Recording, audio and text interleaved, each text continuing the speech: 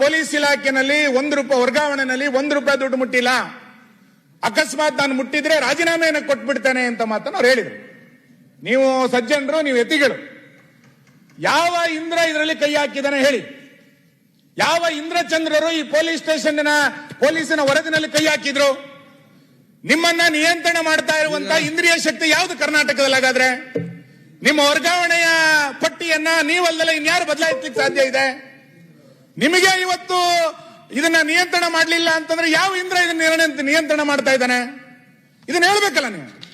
ಪಟ್ಟಿ ನಿಮಗೆ ಗೊತ್ತಿಲ್ಲಲೇ ವರ್ಗಾವಣೆಗಳು ಬರುತ್ತೆ ಅಂತಂದ್ರೆ ಹಾಗಾದ್ರೆ ನೀವು ತಗೊಳ್ಳಿಲ್ಲಪ್ಪ, ವಯಸ್ ಅಪ್ರಿಷಿಯೇಟ್. ಹಾಗಾದ್ರೆ ಬೇರೆಯವ್ರು ತಗೊಳ್ತಾ ಇಲ್ವಾ ಅಂತ ನೀವು ಒಪ್ಕೊಳ್ಳಿ. ಬೇರೆಯವ್ರು ಯಾರೋ ಇದನ್ನ ಕೈ ಆಡಿಸ್ತಾ ಇದ್ದಾರೆ ಇಲ್ವಾ ಅಂತ ಹೇಳಿ. ಹಾಗಾದ್ರೆ ಕಾಕಿ ಕರಪ್ಷನ್ ಆಗಿದೆ, ಇದು ನಮ್ಮ ಆರೋಪ. ಕಾಕಿ ಬಂದೋಬಸ್ತ್ ಮಾಡಬೇಕಾಗಿತ್ತು. ಕಾಕಿ ಕರಪ್ಷನ್ ಆಗಿದ್ದ ಕಾರಣಕ್ಕೆ ಕರ್ನಾಟಕದ ಜೈಲಿನಲ್ಲಿ ಇವತ್ತು ಅವ್ಯವಹಾರ, ಪೊಲೀಸ್ ಸ್ಟೇಷನ್ಗಳಲ್ಲಿ ಅವ್ಯವಹಾರ, ಡ್ರಗ್ಸ್ ನಲ್ಲಿ ಅವ್ಯವಹಾರ, ಬಾಲಕಿಯ ನಾಪತ್ತೆಯ ಅವ್ಯವಹಾರ, ಇನ್ನು ರೇಪಿನ ಅವ್ಯವಹಾರ, ಇನ್ಯಾವುದೋ ದರೋಡೆಗಳು ಯಾಕೆ ನಡೀತಾ ಇದೆ ಅಂತ ಕೇಳಿದ್ರೆ ಕಾಕಿಯನ್ನ ಕರಪ್ಷನ್ ಮಾಡಿದ್ರಿ ನೀವು. ಆ ಕಾರಣಕ್ಕೋಸ್ಕರ ಇವೆಲ್ಲವೂ ಕೂಡ ನಡೀತಾ ಇರೋದು. ಯಾವುದೋ ಒಂದು ಸ್ಟೇಷನ್, 2 ಸ್ಟೇಷನ್ ಅಲ್ಲ, ಇಡೀ ಕರ್ನಾಟಕ. ಬೀದರ್ನಲ್ಲಿ ATM ದರೋಡೆ ಆಗುತ್ತೆ, ಕೋಟೆಕರ್ನಲ್ಲಿ ದರೋಡೆ ಆಗುತ್ತೆ, ಬೆಂಗಳೂರಿನಂತಹ ರಾಜಧಾನಿಯಲ್ಲಿ ATM ದರೋಡೆಗಳಾಗುತ್ತೆ ಅಂತಂದ್ರೆ ಸರ್ಕಾರ ಏನ್ ಮಾಡ್ತಾ ಇದೆ? ಈ ಹಿನ್ನೆಲೆಯಲ್ಲಿ ಮಾನ್ಯ ಗೃಹ ಸಚಿವರಿಗೆ ನಾನು ಆಗ್ರಹಿಸ್ತೇನೆ, ದಯಮಾಡಿ ಇದಕ್ಕೆ ಉತ್ತರ ಕೊಡಿ. ನೀವು ಹೆಂಗೆ ಈ ಎಲ್ಲ ಅಪರಾಧಿಗಳನ್ನ ಮಾಡ್ಲಿಕ್ಕೆ ಹೆಂಗೆ ಮೌನವಾಗಿ ಕೂತಿದ್ದೀರಿ, ಇದನ್ನು ಗಮನಿಸಿ. ಆ ಕಾರಣಕ್ಕೆ ನಾನು ಇವತ್ತು ಕಾನೂನು ಸುವ್ಯವಸ್ಥೆನಲ್ಲಿ ಎಲ್ಲ ವಿಷಯಗಳನ್ನ, ಇನ್ನು ನಮ್ಮ ಸದಸ್ಯರು ಬೇರೆ ಬೇರೆ ವಿಷಯಗಳನ್ನು ಮಾತಾಡಬೇಕು ಅಂತ ಅನ್ಕೊಂಡಿದ್ದೀವಿ ನಾವು. ಹಾಗಾಗಿ ಇದನ್ನ ತಕ್ಷಣ ಸರ್ಕಾರ, ಮಾನ್ಯ ಗೃಹ ಸಚಿವರು ಇದನ್ನ ಅರ್ಥ ಮಾಡಿಕೊಂಡು ಇದನ್ನ ಹೇಗೆ ನಿಭಾವಣೆ ಮಾಡಬೇಕು ಅಂತ ನೋಡಿ. ಇಲ್ಲ ಅಂತಂದ್ರೆ ಆ ಜಾಗ ಬಿಟ್ಟು ಹೋಗಿ ಎನ್ನುವಂತ ಮಾತನ್ನು ನಾನು ಈ ಸಂದರ್ಭದಲ್ಲಿ ಆಗ್ರಹಿಸ್ತೇನೆ.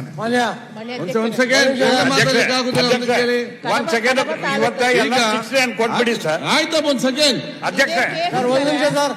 ಕಡಬ ತಾಲೂಕಲ್ಲಿ ಒಂದು ಮನೆಗೆ ಪೊಲೀಸ್ ನುಗ್ಗಿ ಅವಳಿಗೆ ಗೂಸ ಕೊಟ್ಟಿದ್ದಾರೆ ಊರಿನವರು. ಅದು ಆಯ್ತು ಸರಿ. ಇಲ್ಲಿ ಹೋಮ್ ಮಿನಿಸ್ಟರ್ ರಿಪ್ಲೈ ಮಾಡ್ತಾರೆ, ಎಲ್ಲ ಲೀಡರ್ ಹೇಳಿದ್ದಾರೆ, ಹೇಳೋದ್ರಲ್ಲಿ ಅರ್ಥ ಕೂತ್ಕೊಳ್ಳಿ. ಅಧ್ಯಕ್ಷರೇ ಒಂದ್ ನಿಮಿಷ, ಒಂದೇ ಸೆಕೆಂಡ್. ಸೀನಿಯರ್ಸ್ ಇದ್ದಾರೆ, ಯಾಕೆ ಮಾಡ್ತೀರಿ? ಒಂದ್ ಸೆಕೆಂಡ್ ಮಾನ್ಯ ಅಧ್ಯಕ್ಷರೇ, ಒಂದ್ ಸೆಕೆಂಡ್ ನೋಡಿ, ಒಂದ್ ಸೆಕೆಂಡ್. ಈಗ ಬಹುತೇಕ ಎಲ್ಲ ವಿಚಾರ ಪ್ರತಿಪಕ್ಷ ನಾಯಕ ಸುನೀಲ್ ಅವರು ಹೇಳಿದ್ದಾರೆ. ಒಂದು, ತಾವು ಹಿರಿಯರಿದ್ದೀರಿ, ಕೆಲವು ವಿಚಾರ ಹೇಳಲಿಕ್ಕೆ ಇರಬಹುದು.